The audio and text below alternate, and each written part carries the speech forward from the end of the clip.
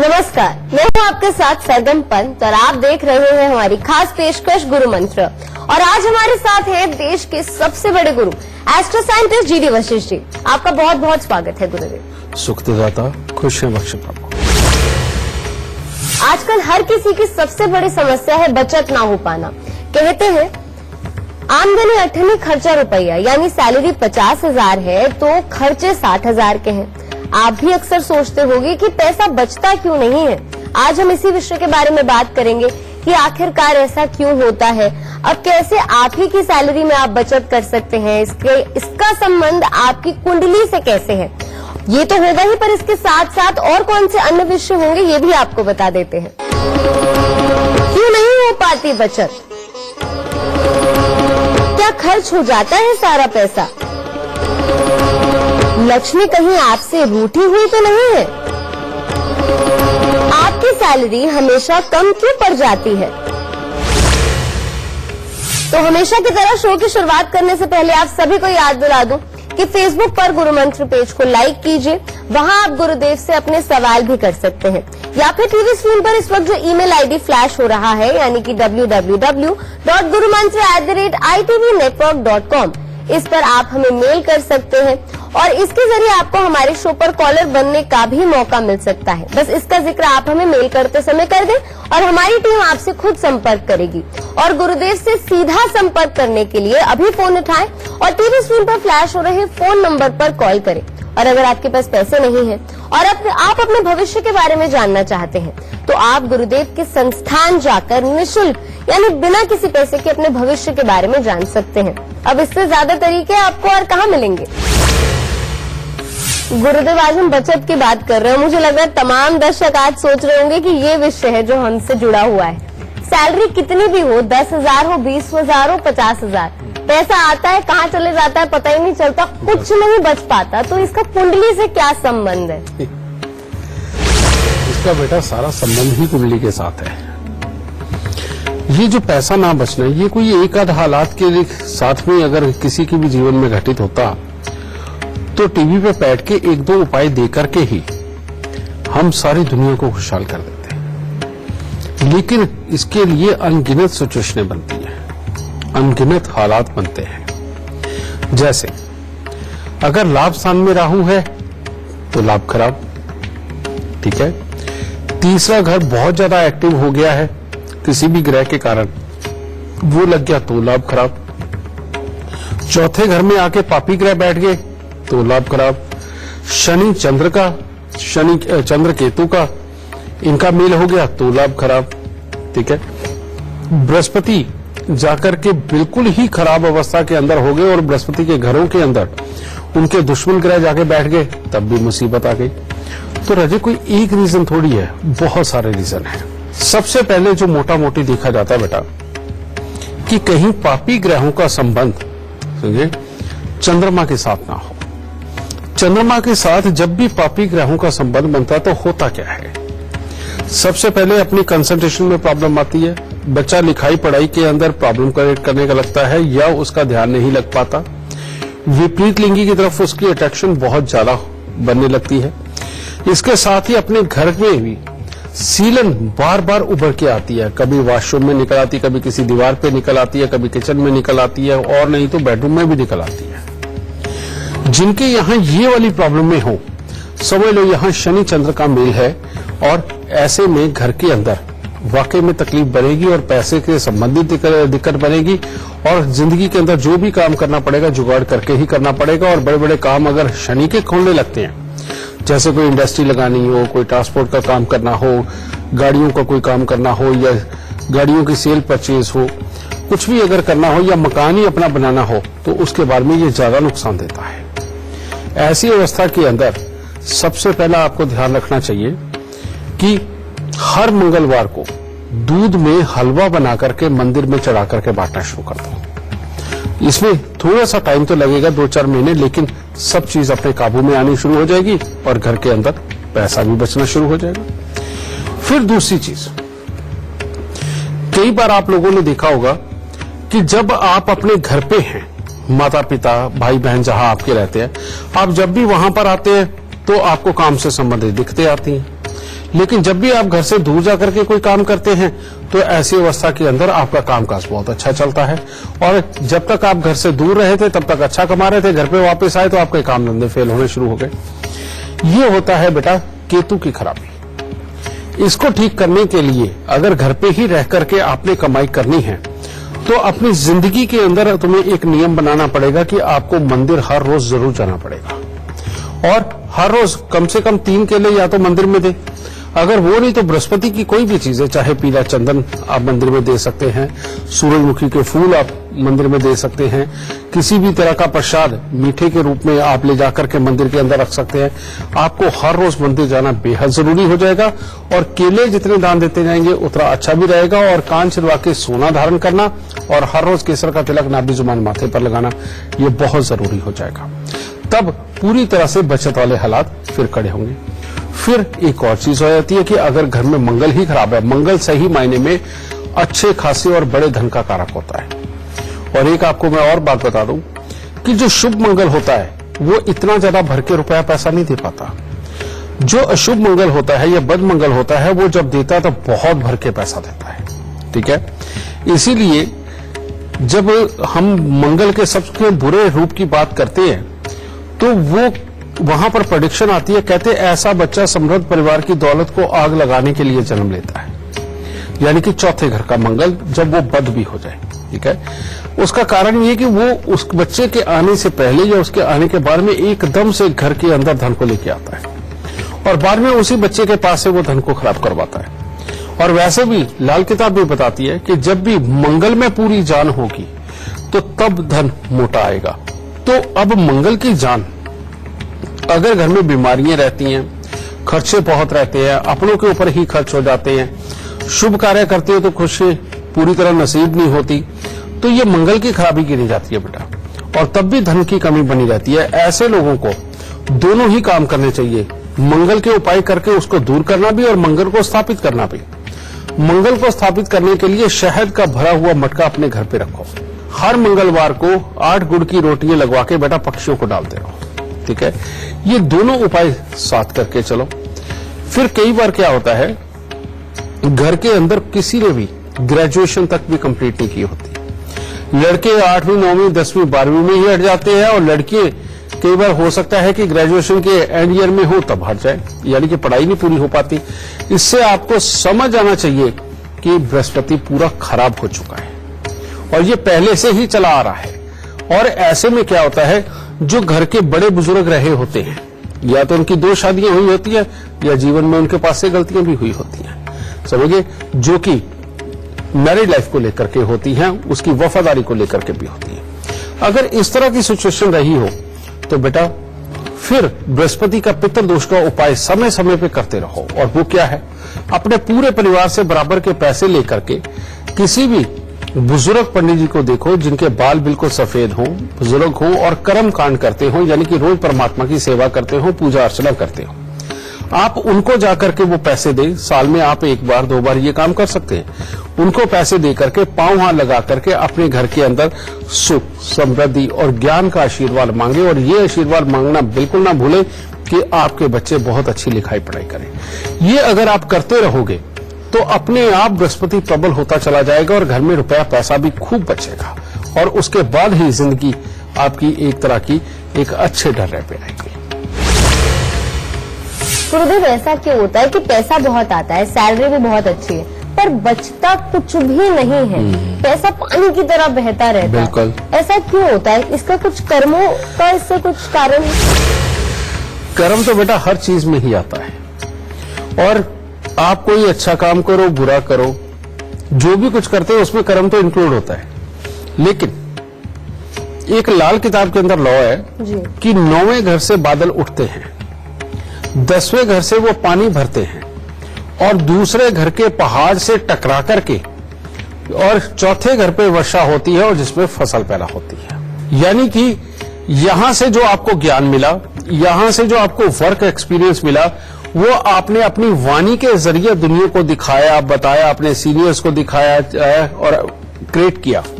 इसको बोलते हैं 9वें घर से बादल बने, 10वें घर से पानी भरा और दूसरे घर के पहाड़ से टकरा के वर्षा हुई। तो अब तुम काम तो ये कर रहे हो, ये सारा सुख तुम्हारी किस्मत में है।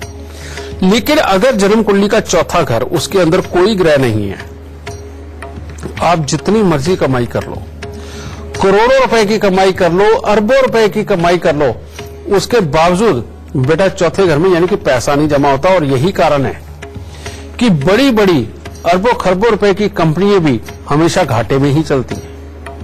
उनके यहां पैसे की भी कमी बनी रहती है। उनके यहां ये 3 योग तो संभव हो जाते हैं, लेकिन चौथा योग यानी कि चौथे घर का मालिक का खाली होना, बेटा वो पैसे को जमा ही नहीं होने देता। समझ गए? अब इसी तरह से काम बड़ा हो या छोटा हो, काम यही लौ आना है। ऐसे में हम मानते हैं कि चौथा घर सोया हुआ है, आराम कर रहा है, वो उठा नहीं, और उसी की वजह से फसल उगी नहीं और उसी के कारण पैसा जमा हुआ नहीं। और चौथा घर अगर जागृत ना हो, आदमी के पास मकान चाहे 10 हो, उसे अपने एक मकान का सुख भी पाना मुश्किल होता है। ज्यादातर या तो सफर में रहता है या मकान अपने छोड़ के अलग जगह ही रहना पड़ता है। ठीक है, चौथा घर जब खराब हो तो घर की सुख शांति में भी दिक्कत आती ही आती है, लेकिन बाकी सब कुछ होने के कारण दबी हुई रहती है। ठीक है, और पैसा जमा नहीं होता है। इसको जागृत करने के लिए चौथे घर में सबसे जो उच्च के ग्रह माने जाते हैं वो माने जाते हैं बृहस्पति देव। अगर आपकी सैलरी बहुत अच्छी है या कमाई बहुत अच्छी है, लेकिन एंड में ढूंढने पर आपको अपने घर में कुछ नहीं मिल रहा, तो बेटा सिंपल सा उपाय, 43 दिन लगातार 400 ग्राम चने की दाल जल प्रवाह कर दो। आपको करनी है, 1 साल तो ये किया, अच्छा रहा, आगे फिर हल्का पड़ने लगे फिर 43 दिन कर दो, क्योंकि ये साल या 2 साल के बाद ही जरूरत पड़नी है दोबारा। ठीक है, आप इस कार्य को करते चले जाओ, आपके घर पे बचत अपने आप होने लगेगी, अपने आप वो बुद्धि आ जाएगी जो पैसे बचा करके आप लोगों को खुशहाल कर दे। गुरुदेव, इस विषय पे आपसे चर्चा जारी रखेंगे, पर इस वक्त हमारे साथ जम्मू से अंजू जुड़ गई हैं। जी अंजू जी, गुरुदेव साहब जो कुछ भी सवाल करना चाहती हैं, उससे पहले आप हमें अपने जन्म की तिथि, समय, स्थान इसी क्रमांक में बताकर फिर सवाल पूछ लीजिए, जो कुछ भी आपको पूछना है। मैंने अपने बेटे के बारे में आपसे कुछ बातचीत करनी है। इसकी जन्म तिथि है 11 नवंबर 1998 और टाइम है 8:34 AM और प्लेस है जम्मू। जी, क्या जानना चाहती हैं आप अंजू जी अपने बेटे के बारे में? गुरु जी, ये ना 2 महीने से विदेश में गया हुआ है। इसकी कैरियर के लिए मुझे थोड़ा सा गुरु जी से कुछ उपाय पूछने हैं कि थोड़ा सा कैरियर और स्टडीज के लिए वहाँ पे जाके सेटिल हो जाए। अभी ये थोड़ा सा बहुत वहाँ पे इसकी सेटिंग में प्रॉब्लम आ रही है, कुछ ऐसा उपाय बताइए कि इसका कैरियर भी सेट हो जाए और वहाँ पे इसकी जॉब भी लग जाए अच्छी। बेटा अभी मैं बात कर रहा था जिस चीज की, कि जिनका केतु तीसरे घर का संबंध ज्यादा रखता है उनको मंदिर जरूर जाना चाहिए, और ये जिंदगी की सेटलमेंट के लिए वाकई प्रॉब्लम देता है।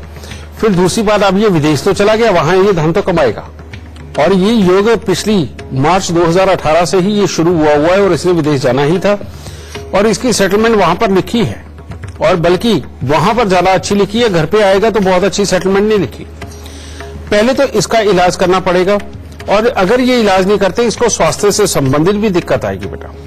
दूसरा है शनि 5वें घर का, जो पिता के सुखों के लिए भी कमी के योग बनाता है, या फिर पिता के साथ विचार नहीं मिलने देता और बच्चे के अंदर भी गुस्सा, इरिटेशन ये बढ़ा के रखता है। तो दूसरा इलाज इसका हो गया। तीसरा बेटा, इसके 12वें स्थान पर बैठे हुए सूर्य और शुक्र का मेल इसके स्वभाव और इसकी सेहत को बार बार खराब करेंगे, और ये भी शाही खर्चे कराते हैं। इसका इलाज करना जरूरी है।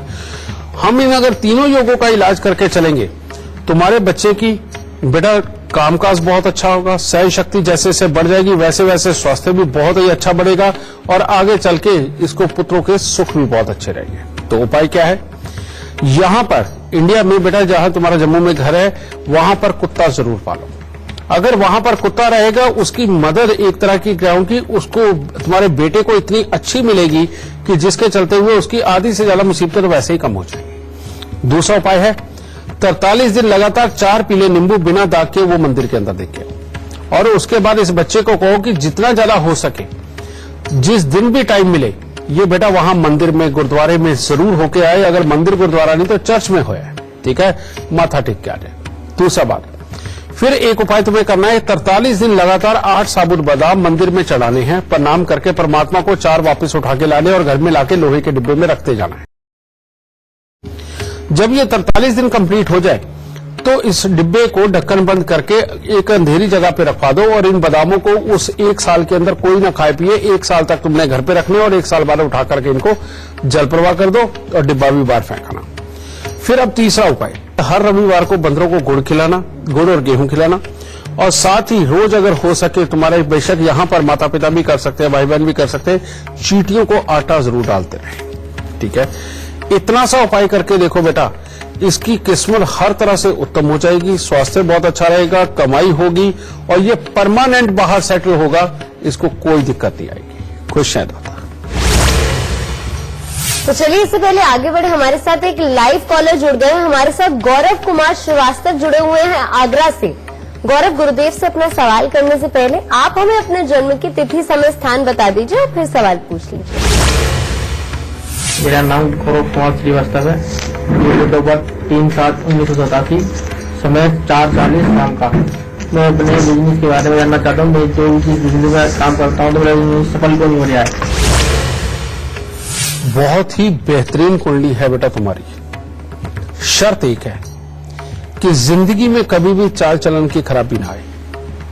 अगर ये आई तो कुंडली बहुत बुरी, अगर ये नहीं रही तो बेटा जिंदगी में हर तरह से उत्तम हालात मिलेंगे। लेकिन एक बहुत बड़ी प्रॉब्लम है, तुम्हारी कुंडली के अंदर चंद्र ग्रहण है, वो भी 10वें घर का। 10वें घर में जब भी चंद्र ग्रहण होता है उस वक्त में कर्म स्थान ही एक तरह का अंधा हो जाता है, और जब कर्म स्थान अंधा हो जाता है तो कुंडली लगभग अच्छे ग्रहों की होते हुए भी कभी भी अच्छा फल नहीं देती और जिंदगी में भटकाव बना ही रहता है। ऐसे में स्वभाव और आदतें भी खराब होती, कर्म शक्ति बहुत ज्यादा होते हुए भी सक्सेस नहीं होती। एक तो ये चीज। फिर राहु के चौथे घर में होने से अपनी जिंदगी में एक नियम बना लेना कि तुम्हारे घर में, तुम्हारे खानदानी घर में भूल के भी कभी भी लकड़ी का, कोयले का या उपले वगैरह का कोई चूल्हा न चले, और तुमने जिंदगी के अंदर कभी भी कोई आग जला करके पकाने वाली चीजों का धंधा नहीं करना। यानी कि हीटर वगैरह जला के भी कई चीजें बनती है, प्लास्टिक का सामान बनता है और बहुत तरह का, वो भी नहीं बनाना। ठीक है, काम जो भी करना जिसके अंदर बहुत ज्यादा हीटिंग का प्रयोग ना हो, वही काम तुम्हें सूट करेंगे। और वैसे मैं तुम्हें बता दूं, अगर खट्टी मुठी चीजों का, चाहे गोलियां हो, चूरन हो या कुछ भी इस तरह की चीजें हैं, मैं नहीं जानता और क्या क्या हो सकती हैं, इनमें से किसी भी चीज का अगर तुम काम धंधा खोलोगे, चलाओगे, तो बेटा तुम जिंदगी में मालोमाल हो जाओगे, कोई कमी नहीं होगी। लेकिन पहले तुम्हें इनके उपाय करने हैं। ये उपाय अगर करोगे तो जिंदगी में अभी से ही बहुत अच्छी सेटलमेंट के योग आ जाएंगे, खास तौर पे सितंबर 2019 के बाद। तो उपाय क्या करना है? सबसे पहले 10 दृष्टिहीन दिव्यांग व्यक्तियों को साल में 1 बार या 2 बार खाना जरूर खिलाओ। अपने हाथ से थालियां उनके आगे रखनी है तुम्हें, यह चीज। दूसरा उपाय है, हर साल अपने जन्मदिन के बाद, और एक बार अभी कर देना, कि 9 दिन लगातार तवा, चिमटा या अंगीठी, इसमें से कोई एक चीज लेकर के चलते हुए साधु को दान देनी है। हर मंगलवार को 8 गुड़ की रोटी तंदूर में लगवा के कुत्ते और कौओं को डालनी है। और सिर्फ एक बार जिंदगी में ये उपाय करना पड़ेगा जो मैं बता रहा हूं। 43 दिन लगातार 60 ग्राम नाग केसर लेकर के जल प्रवाह करना। बेटा इन उपायों के बाद परमात्मा एक तरह की तुम्हारी किस्मत को पंख लगाएगा और तुम्हें अपनी मंजिल तक पहुंचा ही देगा। खुश रहे परमात्मा। तो चलिए गुरुदेव से बातचीत का सिलसिला हम जारी रखेंगे, लेकिन अभी हमारे साथ सत्यम जुड़ गए हैं, ग्वालियर से जुड़े हुए हैं सत्यम, गुरुदेव से आप अपना सवाल करें। उससे पहले आप हमें अपने जन्म की तिथि, समय, स्थान बताकर फिर सवाल पूछ लीजिए और इसी क्रमांक में बताइएगा। नमस्ते गुरुजी, मेरा नाम सक्षम शर्मा है, ग्वालियर का रहने वाला हूँ और मेरा जन्म स्थान कैलारस है और मेरा जन्म तिथि 23 अगस्त 1998 है। मेरा क्वेश्चन आपसे ये है कि मैं जिस अपनी फील्ड में तैयारी कर रहा हूँ गवर्नमेंट सेक्टर के लिए, मैं एमपीएसआई बनना चाहता हूँ, क्या मुझे उसमें सफलता मिलेगी या नहीं मिलेगी? बेटा तुम्हारी कुंडली के अंदर जो योग है, ये सरकारी नौकरी के लिए भले ही थोड़े कमजोर हो, लेकिन ये वैसे जिंदगी के अंदर काम धंधे के लिए, सुख के लिए, इज्जत के लिए, बड़े नाम के लिए बहुत ही अच्छा है।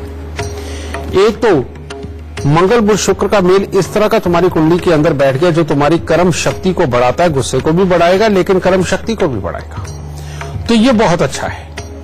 दूसरा, सूर्य ऐसे स्थान के ऊपर, कहते हैं कि कुछ भी सही मायने में तो तुम्हें मैनेजमेंट सीखनी चाहिए किसी भी चीज की, और मैनेजमेंट को सीख के आप किसी भी चीज में अगर जाते हो तो उसके अंदर दिमाग ऐसा काम करेगा कि आप दूसरों से अलग सोच करके उस काम को बहुत स्पेशल तरीके से करेंगे। ये योग हर किसी की किस्मत में नहीं होता बेटा, बहुत रेयर पर्सनों में होता है।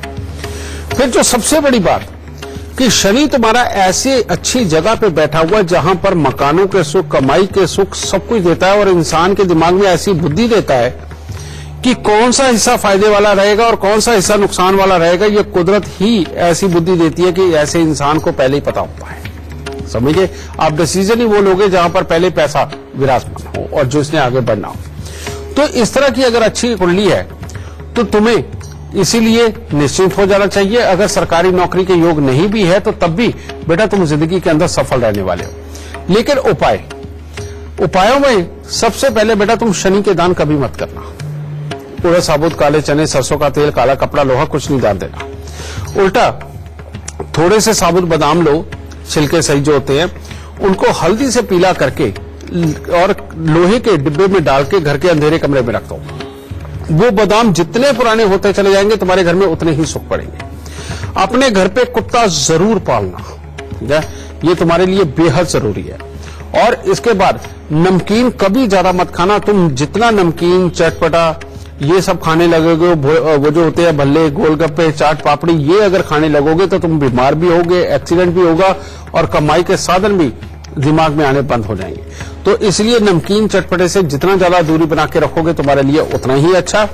और हर चंद्र ग्रहण पे 4 नारियल पूजा वाले और 400 ग्राम साबुत बादाम लेकर के बेटा ये जल प्रवाह चंद्र ग्रहण के मध्य में ये करते रहो। इसके बाद सारी जिंदगी हर रविवार को 400 ग्राम गुड़ जल प्रवाह करते रहना। जीवन के अंदर इतनी अच्छी तरक्की मिलेगी कि जितनी तुम सोच भी नहीं सकते।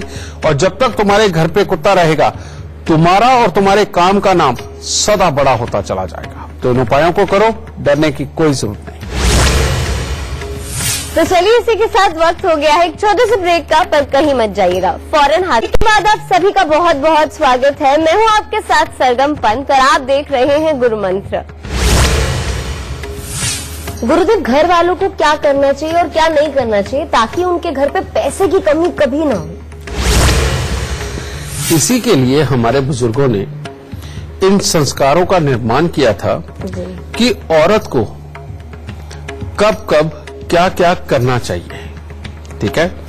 लेकिन औरतों के बदले दिया क्या उन्होंने जानबूझ के पूजा पाठ के उन्होंने विधान बनाए, उन्होंने व्रतों के विधान बनाए, उन्होंने घर पे कीर्तन करने के विधान बनाए, ठीक है, और कीर्तन पे दूसरों के घरों पे जाने के विधान बनाए।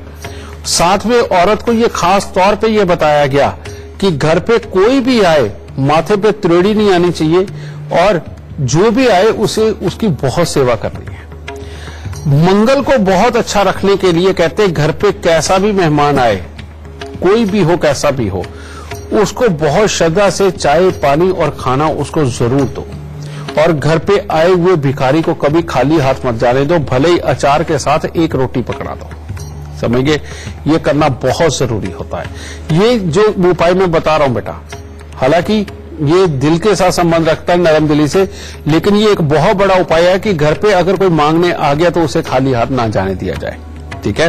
एक तो ये। दूसरी बात, समय समय के ऊपर जितने भी तुम्हारे घर में कसम्स होते रहे हैं, जिन देवी देवताओं को तुम्हारे बड़े बुजुर्ग पूजते रहे हैं, उनके उन कर्मों को कभी मत छोड़ो। बहुत सारे लोग अपने जठेरों को भूल चुके हैं, शादी विवाह पे जहां पर जाकर के माथा टेका करते थे उनको भूलने लग गए हैं। जो हमारी मां दादी पहले व्रत या पूजा किया करती थी उनको छोड़ते चले जा रहे हैं। ये एक ऐसे कारण है, जब तक आप इनको छोड़ते चले जाओगे और इसका दुख जिंदगी के अंदर जरूर पाओगे। जब जब उनको अपना करके चलोगे घर से समृद्धि जा ही नहीं सकती। चाहे व्रत करो, चाहे पूजा पाठ करो, कीर्तन करो, कुछ भी करो बेटा, एक उसमें कॉमन चीज है और वो क्या है कि किसी न किसी रूप में कोई ना कोई प्रसाद बनके हमारे घर से जाता ही जाता है। वही जो प्रसाद के रूप में हम मंदिर में या कीर्तन की जगहों पे लेकर के जाते हैं, परमात्मा को अर्पित करते हैं या पंडित जी को देकर के आते हैं, इसको आप इस तरह से कभी मत लो कि हम ही क्यों दे। ये तो जब तक तुम अपने घर से ले जाकर के देते रहोगे, परमात्मा तुम्हारे घर पे हमेशा समृद्धि के फूल खिलाई रखेगा। ये जब भी कंजूसीवश या सामने वाले में कमी निकाल करके तुम बंद तो करके देखो, ये उसी वक्त खराब हो जाएगा। अभी पिछले दिनों के अंदर एक बहुत बड़े एग्जाम्पल रहे, वो एग्जाम्पल मैं आपको बताता हूं क्या।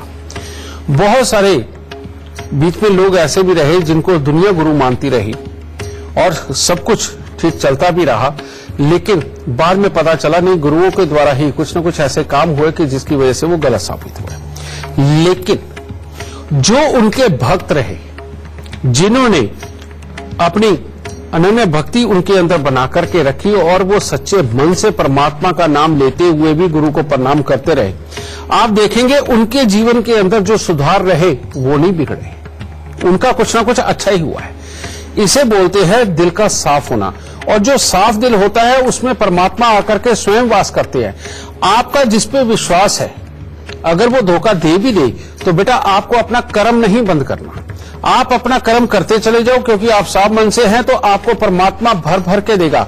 आप अपने मन में मैल ले आओ, अपने कर्मों को बंद कर दो, और खास तौर पे ये दान पुण्य के नाम पे और पूजा पाठ के नाम पे जो कर्म आपकी जिंदगी में थे, इनको आप छोड़ के देखो, अपने आप परमात्मा कमी करनी शुरू कर देगा। तो जिसने जो किया उसको परमात्मा देखेगा, लेकिन आप जो अपना कर्म करते आए आप उसको देखते चले जाओ। आप जिंदगी में ऐसा हो ही नहीं सकता कि आपके घर के अंदर समृद्धि ना आए, समझ गए।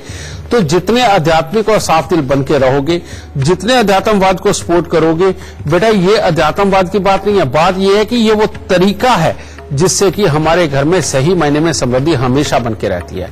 कहते हैं ना, जो बोल नहीं सकते बेजुबान है, जो जीव हैं, समझिए ये पशु पक्षी हैं, आप इन पर जितनी दया दिखाओगे परमात्मा आप पर उतना ही खुश होगा। ये बात बिल्कुल सत्य है।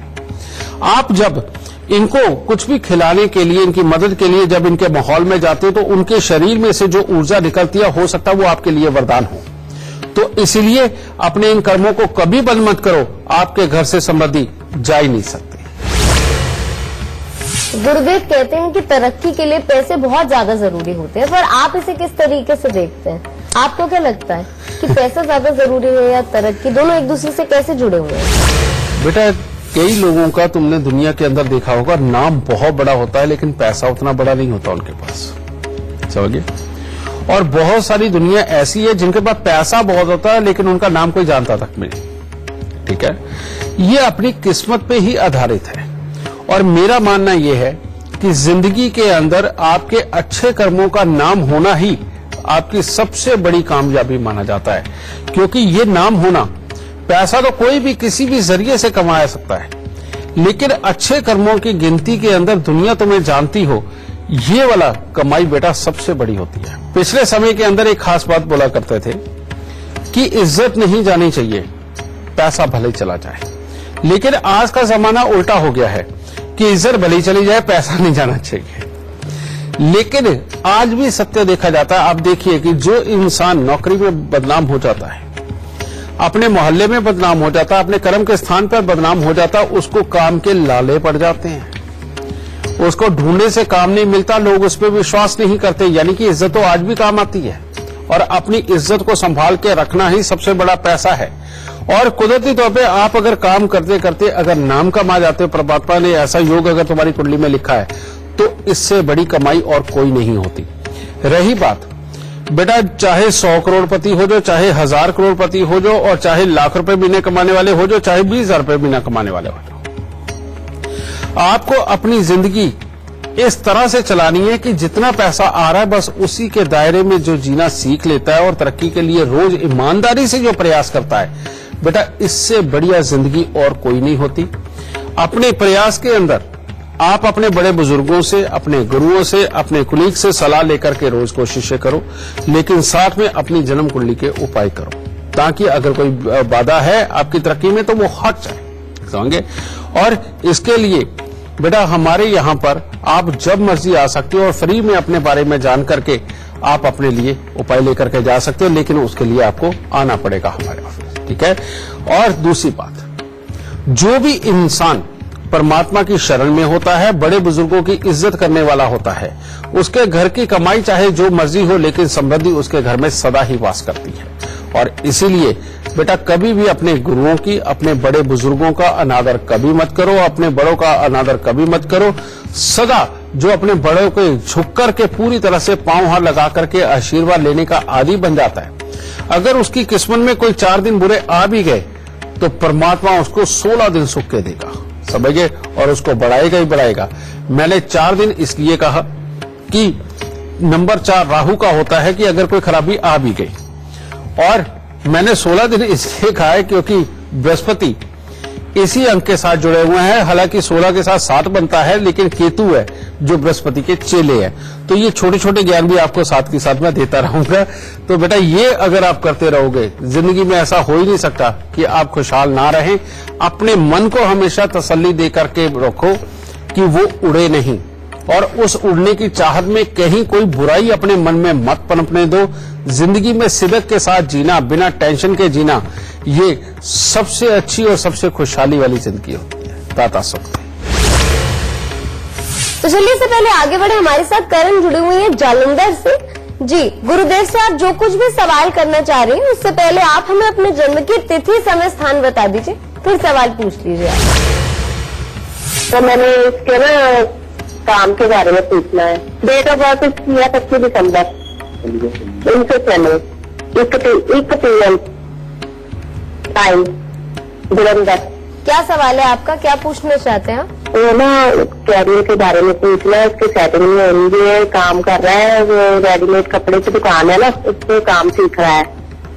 तो अब 2 साल हो गए, काम तो सीख लिया है। आप इसकी सेटिंग के बारे में पूछना कि कब होगी, कपड़े की ठीक है इसका काम, और कब शॉप कर लेगा। बेटा इसको गुस्सा कितना आता है और इसके पेट में गैस एसिडिटी कितनी बनती है? गैस तो उसके पेट में बहुत दर्द रहती है, महीने में एक बार तो उसके पेट में दर्द रहती है। बिल्कुल, यही एक ग्रह ऐसा है जो इसके पत्नी के सुख, इसके पुत्र के सुख, इसकी कमाई के सुख और इसके स्वभाव के सुख, इन सबको खराब कर रहा है। अगर इस ग्रह योग का इलाज करके चलोगे तो बेटा इसकी कुंडली इतनी अच्छी है कि जिसके अंदर कहा गया है कि भाग्यवान, जिसके पास हर तरह की समृद्धि और काम का सुख हो, लेकिन सिर्फ इसकी एक वजह से, इस एक ग्रह की वजह से माँ और बेटा दोनों को दुख तकलीफ लिखी हुई है, और बाद में पुत्र और पत्नी के सुखों में भी दिक्कत लिखी हुई है, और पेट के अंदर पहले गैस, एसिडिटी, कब्ज वगैरह, और बाद में बुढ़ापे में जाके किडनी या लीवर की दिक्कत, ये भी लिखी हुई है। इसके लिए सबसे पहले तो इसको ये चीज चाहिए कि जब भी मौका मिले, यानी सुबह, दोपहर, शाम, जब भी इसने खाना खाना हो तो ये रसोई घर के अंदर बैठ के ही खाना खाए, ये पहली बात। दूसरी बात, यहां पर मिट्टी के लोटे के अंदर देसी खांड भर के उसको वीरान जमीन के अंदर दबाए। और दूसरा, हर मंगलवार को कन्याओं को मिश्री वाला दूध दे। और तीसरा, यहां पर बुधवार के दिन बकरी को अगर ये काले चने देता रहेगा तो इसके लिए बहुत उत्तम होगा। और अगर कन्याओं को दूध मिश्री ना दे सके तो दूध चावल उनको दान में देता रहे, छोटी छोटी कन्याओं को। ये इसके लिए सबसे उत्तम उपाय है बेटा। फिर तीसरी बात, इसको जिंदगी में कभी भी शनि के दान नहीं करने। उड़द, साबुत, काले चने, सरसों का तेल, काला कपड़ा, लोहा, अगर ये चीजें दान देता रहा तो इसके लिए बहुत बड़ी मुसीबत हो जाएगी, ठीक है। और ऐसे में कामकाज खराब होगा। शादी से पहले अगर ये गाय का दान करेगा तो इसके लिए सर्वोत्तम रहेगा और जिंदगी के अंदर ये बहुत आगे बढ़ेगा। और किसी भी सूरत में 26 साल की उम्र क्रॉस होने से पहले इसको शादी बिल्कुल नहीं करनी। 26 के बाद करेगा, अच्छा रहेगा। जब तक ये दूध चावल का दान जिंदगी भर चलता रहेगा तब तक ये जिंदगी खुशियों में गुजारेगा। जब ये बंद करेगा वहीं पे मुसीबतें फिर आ जाएंगी। तो इन उपायों को करा दे बेटा। पहले नौकरी और बाद में ये अपना काम जरूर करेगा और जिंदगी में बहुत अच्छा खुशहाल रहेगा। सुख दे परमात्मा। गुरुदेव, समय तो समाप्त होने वाला है, पर जाने से पहले आपसे आग्रह करेंगे कि हमारे दर्शकों को आज का खास गुरु मंत्र आप जरूर दें। बेटा, बात कमाई की हो रही है और बचत की हो रही है, और ऐसी बहुत सारी दुनिया है कि पहले तो सब कुछ चलता रहता है, थोड़ा थोड़ा कर्जा बढ़ता रहता है तो तब तक उनको फील नहीं होता। लेकिन होता क्या है कि धीरे धीरे करके कर्जा का ढेर भी बड़ा हो गया और अचानक कामकाज के ऊपर चोट आती है, जिसके कारण एकदम से ब्लास्ट होता है और जिंदगी बिखर के रह जाती है। और उसमें लेनदारों के तांते बहुत लग जाते हैं और इंसान के पास काम नहीं होता और समझ भी नहीं आता कि करे तो करे क्या। इसे कहते हैं कि पापी ग्रहों की वजह से चंद्र मंगल बृहस्पति खराब हो गए और कोई ना कोई खराबी के कारण ये बना गए। जब भी कभी इस तरह के हालात हों, कर्जा भी बड़ा हो, काम बंद हो चुका हो, कुछ समझ ना आता हो और लेनदारों का तांता लगा हुआ हो, तो उसके लिए उपाय क्या करना चाहिए?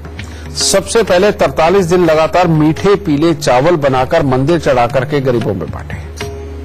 घर में क्लेश हो तब भी यही उपाय काम आएगा, ठीक है। खासतौर पे मियां बीवी के बीच में क्लेश हो तब भी। फिर उसके बाद हर मंगलवार को दूध में शहद मिला करके वो मंदिर के अंदर चढ़ाते रहें, ठीक है। और शनिवार के दिन एक नारियल, थोड़े से साबुत बादाम लेके सरसों का तेल लगा करके वो दान दे, नहीं तो उड़द साबुत को ही सरसों का तेल लगा करके वो दान देना शुरू कर दो। और बुधवार के दिन खास तौर पे बेटा आप जितना ज्यादा कबूतरों को दाना डाल सकते हो उतना ही अच्छा है। और कबूतरों को अगर खास तौर पे बाजरा डालते हो तो इससे उत्तम और कुछ भी नहीं होगा, ठीक है। आप इन उपायों को करके देखो, इससे घर के अंदर सुख समृद्धि भी बढ़ेगी, आई हुई अचानक मुसीबतें भी टल जाएंगी और फौरन जीवन के अंदर तुम्हें रास्ते मिल जाएंगे जो तुम्हें एक अच्छे स्थान पे ले ही जाएंगे। और जब तक ये दूध में शहद डाल के मंदिर में देते रहोगे, परमात्मा ने चाहा कर्जा भी उतनी जल्दी उतरता चला जाएगा। दाता खुश है।